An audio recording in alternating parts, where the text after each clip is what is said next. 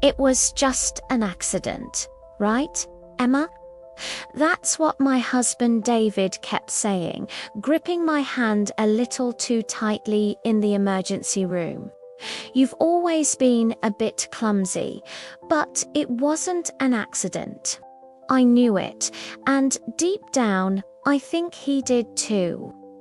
12 hours ago, his mother, Patricia, pushed me down our hardwood stairs.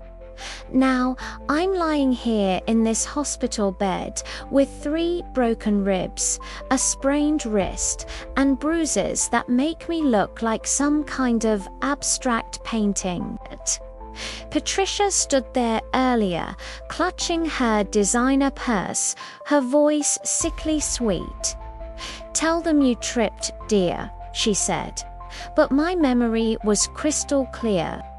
I was just carrying a basket of laundry upstairs when she appeared at the top of the landing. She'd used the spare Kether one David gave her without even asking me. We started arguing again. "This is my son's house," she sneered, her eyes cold. "You're just the replacement wife. The first one knew her place." Before I could even process that, she shoved me hard, and I swear she was smiling as I tumbled down the stairs. My thoughts were interrupted by a young nurse, Kelly. "Mrs. Walker," she said, her voice firm, "I need to examine your injuries privately." She gently ushered David and Patricia out of the room. As soon as the door clicked shut, her professional mask softened. "Emma, I need you to be honest with me," she said, her eyes full of concern. "Your injuries. They look like you were pushed. Were you?" I hesitated. My mind raced. David would never believe me over his mother. He never had. But something in Kelly's face made me trust her. I leaned closer and whispered, "I have proof." Kelly blinked, surprised. "What kind of proof?" "Security cameras," I said, my voice gaining a little strength. "I installed them 2 months ago after some of my jewelry started disappearing." Kelly immediately helped me pull up the footage on my phone, and there it was, in undeniable black and white. Patricia, her face twisted with rage, her hands reaching out and pushing me. But it was what happened next that made Kelly gasp. After I fell, Patricia didn't rush to help. She calmly walked past my crumpled body, went into the kitchen, made herself a cup of tea, and waited a full 15 minutes before she finally called for help. Kelly looked up from the phone, her face pale. "Emma, this isn't just an accident," she whispered. "This is attempted murder." I nodded weakly, tears finally starting to fall. "My husband will never believe me." Her jaw tightened with determination. "He won't have a choice," she said. "I'm calling the police." Just then, I heard Patricia's voice from the hallway, dripping with false concern.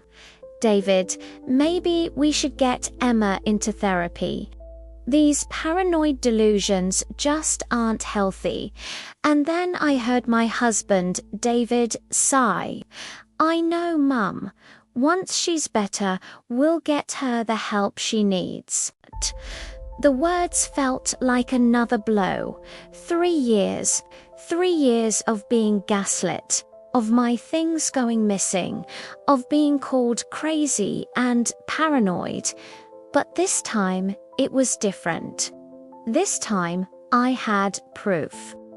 When the police officers arrived, Patricia's perfect, composed mask finally cracked. Her face twisted in shock as they began to question her. Kelly held up my phone, the video still playing. "Mrs. Walker," she asked me gently, "would you like to press charges?" I took a deep, shaky breath, looked at the screen, and then met Kelly's supportive gaze. "Yes," I said, my voice clear and steady. "Yes, I would." Down the hallway, Patricia started screaming, "David, tell them your wife is unstable." But David wasn't looking at his mother. He was staring at my phone screen, his eyes wide with horror as he watched his own mother shove me down the stairs. The next few days were a blur of police statements, hospital visits, and a deafening silence from David. He wanted me to come home, to just go back to how things were, but I couldn't. I went to stay with my sister Kate. She was furious, pacing her living room. He gave her a key without asking you. He's defended her for years. "Emma, this is beyond toxic. This is dangerous." She was right. And for the first time in our marriage, I stopped making excuses for him. A week later, Detective Martinez came to see me. He showed me photos from a search of Patricia's house. There it was. My missing jewelry, my grandmother's sapphire necklace, even the engagement ring from my late fiancé, which I thought I'd lost forever. It had all been stolen. But then he showed me something that made my blood run cold. Text messages between Patricia and David. "Emma's becoming a problem." Patricia had written, "She's not good enough for you. Remember Karen? She knew her place. We need to do something about this one." Karen, David's first wife, the one he never talked about. She had also fallen down those same stairs 5 years ago. She survived but left him immediately afterward. Detective Martinez looked at me, his expression grim. "She's agreed to testify." That night, David showed up at my sister's house. He looked like a Reconshaven, his eyes desperate. "Emma, please," he begged, his voice cracking. "She's my mother. She needs help, not jail.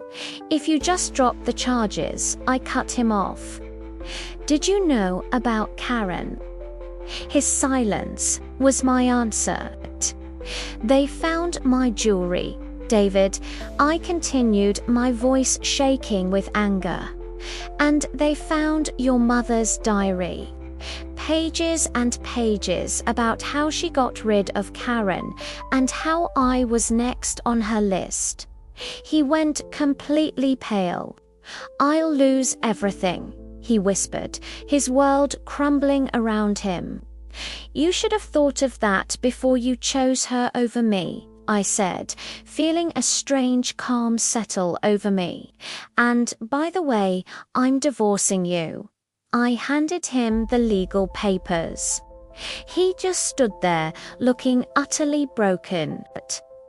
But as I closed the door on him, I felt lighter than I had in years. 6 months later, I sat in the courtroom and watched as Patricia was sentenced to 15 years in prison for attempted murder and theft. The reopened investigation into what happened to Karen, along with her powerful testimony, had sealed Patricia's fate. She pushed me down those same stairs, Karen had told the court, and David told everyone I was just confused from the fort. David himself didn't escape justice. He was charged with conspiracy and emotional abuse. He lost his job, his reputation, and he lost me. As they led Patricia away in handcuffs, she shot me one last glare. The hatred was still there, but now it was mixed with a bitter taste of defeat. Detective Martinez put a comforting hand on my shoulder. "Your case helped other women come forward, Emma," he said quietly. "You started something really important.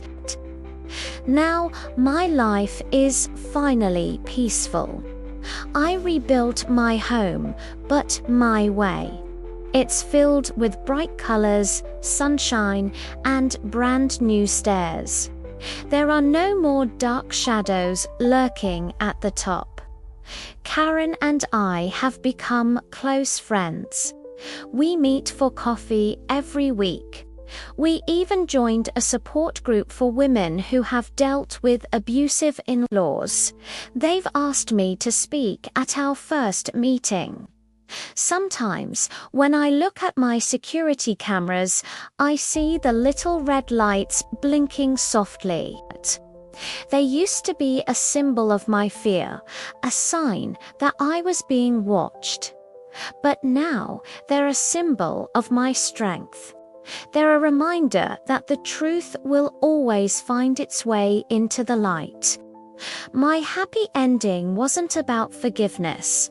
It was about breaking free, finding my voice, and hopefully helping other people find theirs too. I caught my reflection in the window the other day, and for the first time in what feels like a lifetime, I saw peace. Thank you so much for watching my story unfold.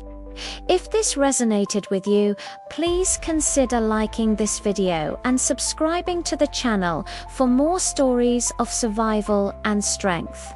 See you next time.